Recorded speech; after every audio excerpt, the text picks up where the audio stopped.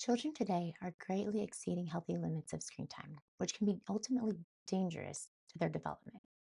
Let's discuss some changes that can be made to reduce your child's time in front of the screen. What could you get done in 9 hours? That's a lot of time and can be equivalent to some people's workday. According to the CDC, screen time versus lean time, the average amount of time that children between the ages of 11 and 14 spend in front of a screen every day is 9 hours. It is recommended that children at this age spend no more than 2 hours of daily screen time. Parents need to be setting boundaries and restricting children's access to these devices in order to produce lifelong healthy habits. Too much screen time is extremely harmful to children. Some of the dangers of devices include developmental impact. People learn best through actions, and this includes children. Children learn best through playing with simple toys like blocks and crayons to build up gross motor skills. This development is not something that can just be done through a screen.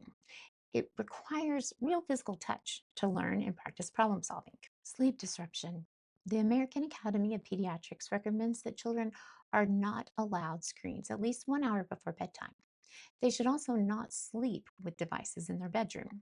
Screens are loud, colorful, and distracting.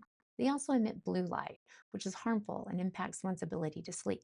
Attention issues. Dr. Jennifer Cross discusses that children who have an excessive amount of screen time tend to go on to perform poorly academically.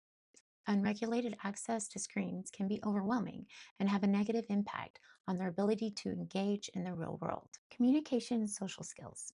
In New York Presbyterian's Health Matters, it is pointed out that talking with your child allows for a reciprocal form of communication and teaches body language, a basic social skill, whereas watching a screen only allows for one-way interaction and doesn't have any of the give and take that is needed for conversational skills. Physical health. The American Academy of Pediatrics on healthychildren.org report that screens are bad for eye health, leading to eye fatigue, blurry vision, and dry eye.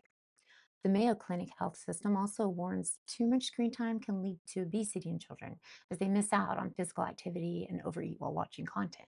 There are restrictions that can be applied to prevent too much screen time and create lasting health benefits. Schedule screen time. There needs to be boundaries of how much time a child is spending with their devices every day. This could be setting a limit on the total number of hours used throughout the day or incorporating device time into their schedule around some daily event. For example, a maximum of 2 hours per day or scheduled after dinner, but before winding down for bed. Designate screen free areas. Another restriction includes designated screen free areas like the bedroom. According to the Mayo Clinic, children with a television in their room use it more often and perform poorer academically. Encourage alternatives. It is best, when possible, to redirect children to other forms of play than screens. Other activities include arts and crafts, reading, and outdoor sports as they strengthen development and physical and mental health. Model behavior. Dr. Jennifer Cross states that children love to reenact what they commonly see in their parents' behaviors. They are the most important people in their lives. Children learn through interacting with and mimicking what they see most, including the unfavorable behaviors. So if you're constantly on a device interacting with it, the child will want to as well. Parental controls. In a journal article published in Curious titled Effects of Screen Time on Child Development, implementing parental controls through settings and passwords is best. An even more effective approach is watching with your child. This not only allows you to directly observe what content is being viewed, but also gives you a chance to explain as needed. Being responsible for your child's screen time is of the utmost importance. A term used commonly with recent generations is an iPad kid. This typically means a child who is allowed or even encouraged to use devices, typically an iPad without restrictions, sometimes as a parenting substitute. They usually are reliant on entertainment from technology as they've grown used to constant stimulation. They may even be violent when the devices are attempted to be removed. Restrictions prevent iPad kids from growing into addicted and even device dependent adults.